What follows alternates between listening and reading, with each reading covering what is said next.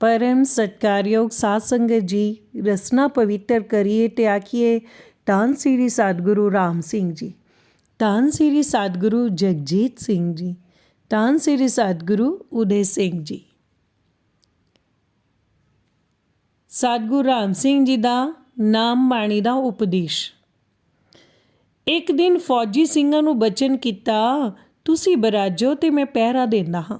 सारी रात बराजे नहीं, फिरदे रहे लैन में।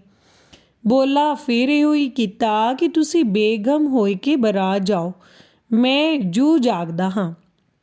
जो सतसंगी सिंह से तिन्हां को वड्डी रात नाल जगाए के आप इशनान किया।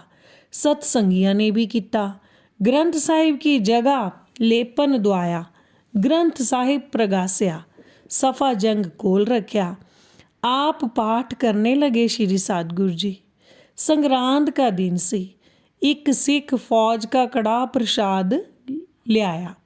श्री सतगुरु जी बचन किया, अगो ना लियावी, मैं मारूंगा।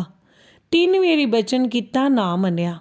अगे धार दिता ग्रंथ साहिब जी के। तेजी में होई कि सतगुरु जी सफ़ा जंग फड़ के आए के वढ़न लग पे।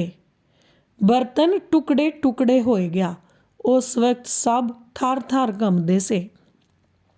हुक्म ये दिया कि जो ग्रंथ साहिब जी के भोग पवावेगा, जो पढ़ेगा सुनेगा, उसनू तत्ती वाव ना लगेगी, लोहे का सुहागा फिरेगा।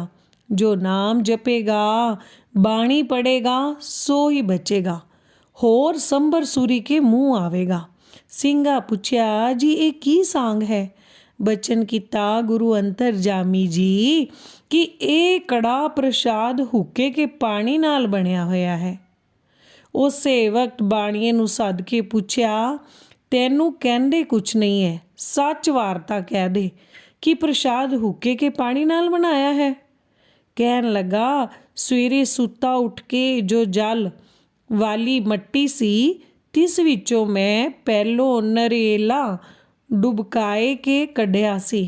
तमाकू पी के फिर उन्हां ही हत्थां नाल प्रसाद किया है अते ऐ सिख मैथों लै आया है। ऐसी अंतरआत्मा देख सुन के सब दे सब आश्चर्य रहे। कहन, ए सिपाही करामाती है, जो बचन मुख से कहते हैं सो पूरा हो जाता है। सब भै करने लगे ते सिदकी सिखां दा सिदक दृढ़ होया कि ये परमेश्वर जी अवतार धारिया है। ऐसे कलू काल में ऐसियां ऐसियां करामातां हैं इन्हां में, ये तां कोई बरकतां वाले कलाधारी है। बार बार यही बचन कीते, जो भोग पवावे ते पाठ करे, बाणी पढ़े सुनेगा, सो बचेगा, होर सब मलेच खालसा खप जावेगा। जैसे किल्ली दे कोल दाने बचते हैं चक्की में, तिसी तरह जो नाम जपेगा, बाणी पढ़ेगा, सो ही बचेगा। पंजाब सिंह नू सराप। एक दिन खिंगर कुट्टी जावन बैठे, एक सूबेदार आया। कहन लगा, की कुटदे हो? बचन किया, मलेच खालसे नू वढ़न टुकन लगे होए हाँ। सतगुरु जी बचन किया, तू वार मंग, जो मंगेगा सो देवांगे। सूबेदार ने हासी जानी।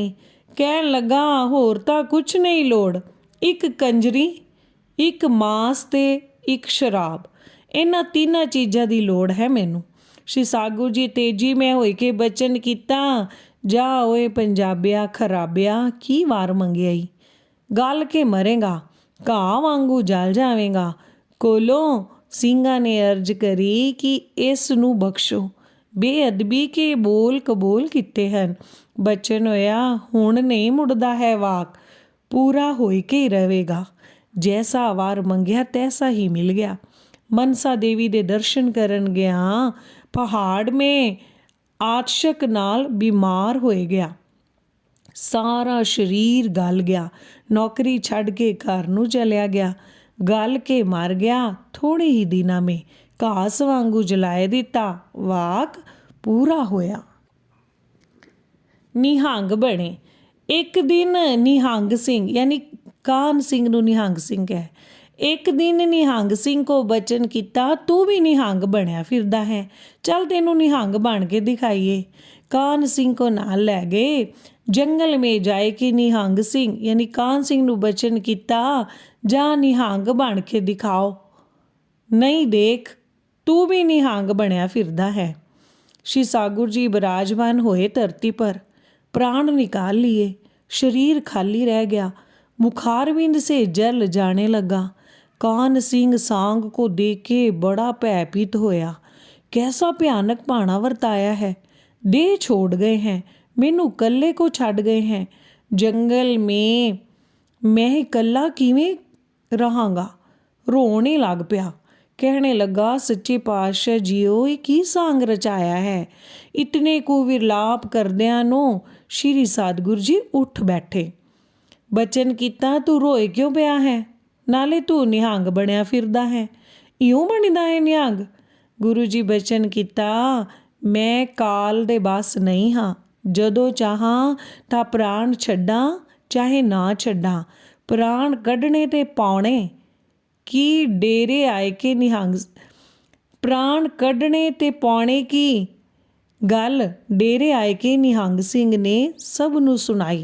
सुन के सब अश्चरज रहे। सिद्दकी सिंघा ने जानिया जो आप ही परमेश्वर जी अवतार धारिया होया है। डक्के द्वारा कौतक। एक दिन सिंह इकट्ठे होए बैठे से। श्री सतगुरु जी भी आए के बैठ गए। एक डक्का आसन ते रख के श्री सतगुरु जी बचन कीता, जो कोई तुहाडे विच जवान है सो चुके। सब लगे जोर लगावन, डक्के तोड़ी हथ भी ना पुजे। जीत सिंह ठहरू वाला भी हथ अंगां नू करे ते बांह ओदी पिछां नू जावे। जाहर कला दिखाई, किसी दा हथ डक्के कोल पहुंचिया ही ना।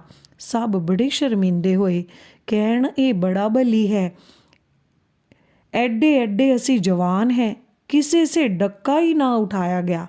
आश्चर्य रहे देख के सब लोग। श्री सागुर जी बचन कीता, ये खेल गुरु ने रचाया है, मेरा नहीं है। प्रसाद बनाए के सिंघा ने श्री सागुर जी पास ले जाना। जंगल में ढूंढते ढूंढते देखना तां झाड़ां दे विचाले लुक के बंदगी कर रहे हुंदे। रसना का भजन करदे देखना, लियाए के प्रसाद छकावना। जिन्ना सिंघां नू भरोसा होया होया सी उन्हां सेवा टहल की खबर रखनी। और जो सांग सतगुरु जी करते हैं सो सिंह समझते हैं। जेड़ा गुरु जी समझाते हैं नाले अदब रखते हैं, जो बचन करते हैं सो ही मानते हैं। एक समय ध्यान सिंह की कचहरी लगी हुई सी। लकड़ियां दियां 4 धूणियां दुआले एक धूणी विचाले लाई, 5 धूणियां लगाईयां। सतगुरु जी बोला कीता, जो गौ गरीब की रक्षा करेगा सो बचेगा, नहीं तो सबके तलवार मुंह आवेगी, कोई नहीं बचने पावेगा। फिर 5 धूणियां को अग्नि लगाए के विचाले की धूणी में बैठ गए श्री सतगुरु जी। 5 धूणियां नेड़े नेड़े सी, लाटां निकलदियां सन तां अंतर ध्यान होए गए। मूर्ति दिसणों बंद हो गई तां सब ने समझिया जो हुण जल गया है। जेड़ा दिसदा ही नहीं है सब देखते रहे, मूँह चुकिया ही रह गया। चलित्र नू देख के आश्चर्य रहे, कहते हैं ऐसी किसी ने कीती ना कोई करेगा। ज्यों ज्यों अग्नि ठंडी होने लगी त्यों त्यों गुरु जी की मूर्ति दिसने लगी। अग्नि से बाहर निकल के बचन कीता, तुसी भी ब्रह्म ज्ञानी बने बैठे हो, यूं बनना है ब्रह्म ज्ञानी। तुसी सब झूठे ब्रह्म ज्ञानी बैठे हो। मलेच्छ खालसा तां कहे खबरे की जादू मंत्र कीता है, अग्नि बन लई है। भरोसिया वाले कहण कि परमेश्वर जी ने आप कला धारी है, अंत नहीं पाया जाता है, ये तां बेअंत गुरु है। अग्नि परीक्षा। एक दिन 8 फूड़ियाँ मंगवाइयाँ, नाले लकड़ियाँ मंगवाइयाँ। हेठां लकड़ियाँ चिड़ियाँ, उपर 4 फूड़ियाँ रखियाँ ते उपर ग्रंथ साहिब धरिया। 4 फूड़ियाँ उपर धरियाँ, ਉੱਪਰ ਲੱਕੜੀਆਂ ਚੀਣੀਆਂ। ਹੁਕਮ ਦਿੱਤਾ, ਕਾਨਿਆ ਅਗਨ ਲਗਾਏ ਦਿਓ। ਕਾਹਨ ਸਿੰਘ ਨੇ ਅਗਨੀ ਲਗਾਈ ਦਿੱਤੀ। ਜਾਂ ਲੱਕੜੀਆਂ ਜਲ ਹਟੀਆਂ ਤਾਂ ਹੁਕਮ ਦਿੱਤਾ, ਕਾਨਿਆ ਕੱਢ ਲੈ ਆਓ ਹੁਣ ਗ੍ਰੰਥ ਸਾਹਿਬ। ਕਾਹਨ ਸਿੰਘ ਦੇਖੇ ਤਾਂ ਇੱਕ ਫੂੜੀ ਹੇਠਲੀ ਨਾ ਜਲੀ, ਇੱਕ ਫੂੜੀ ਉੱਪਰਲੀ ਨਾ ਜਲੀ। ਗ੍ਰੰਥ ਸਾਹਿਬ ਕੱਢ ਕੇ ਧਰਿਆ ਬੜੇ ਹੀ ਅਦਬ ਨਾਲ। 3 ਵਾਰੀ ਮੱਥਾ ਟੇਕਿਆ, ਬਚਨ ਕੀਤਾ, ਧੰਨ ਨਾਨਕ ਹੈ, ਧੰਨ ਨਾਨਕ ਹੈ, ਧੰਨ ਨਾਨਕ ਹੈ। ਬਚਨ ਹੋਇਆ, ਹੁਣ ਪੜੋ, ਪਾਠ ਕਰਨੇ ਦੀ ਲਾਇਕ ਹੈ। ਦੇਖਣਾ ਸੀ ਸੋ ਦੇਖ ਲਿੱਤਾ ਹੈ। ਐਸੇ ਬਾਣੀ ਦਾ ਅਦਬ ਕਰਾਉਣਾ ਹੈ। ਮੈਂ ਚਾਹਾਂ ਤਾਂ ਅਨੇਕ ਗ੍ਰੰਥ ਸਾਹਿਬ ਰਚ ਦੇਵਾਂ, ਪਰ ਹੁਣ ਇਹੋ ਬਾਣੀ ਰੱਖਾਂਗੇ ਗੁਰੂ ਦੀ ਉਚਾਰੀ ਹੋਈ, ਹੋਰ ਨਹੀਂ ਉਚਾਰਨੀ ਹੈ। ਸਿੰਘਾਂ ਨੇ ਕੋਲੋਂ ਕਿਹਾ, ਆਪ ਸਮਰੱਥ ਹੋ ਸਾਈਂ, ਸਾਨੂੰ ਕੁਝ ਖਬਰ ਨਹੀਂ, ਹੋਰ ਉਚਰੋਗੇ ਕਿ ਇਹੋ ਹੀ?